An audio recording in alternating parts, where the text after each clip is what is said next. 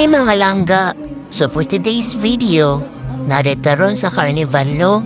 Or kinikitawag nila perya. Wow! Or matanood din may Hell of Riders Motor Show no?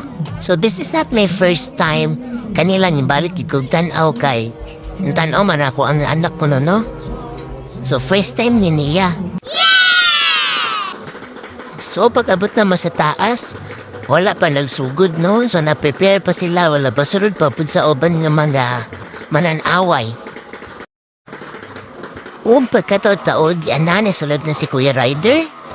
So abi nang mag-start na ginoson, nagulat pa na siya sa iyang kahuban kay gicheck pa niya ang palibot kung safe ra ba siya daganan.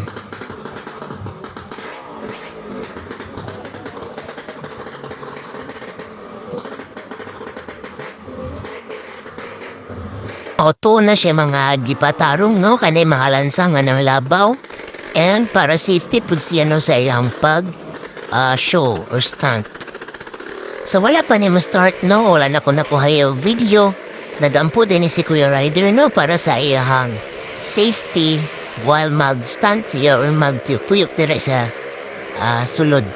And of course, sa mga mananaway sab kay dili ba yapod lalim ni iyang trabaho no, buwis buhay na iyang ginabuhat.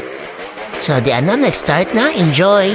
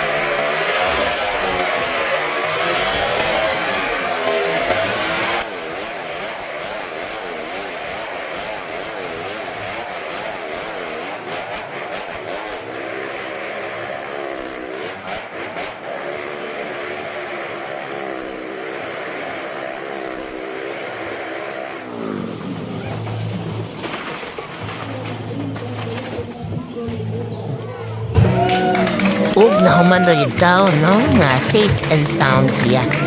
So, magpak ang mga tao pa na-amaze, pati ako.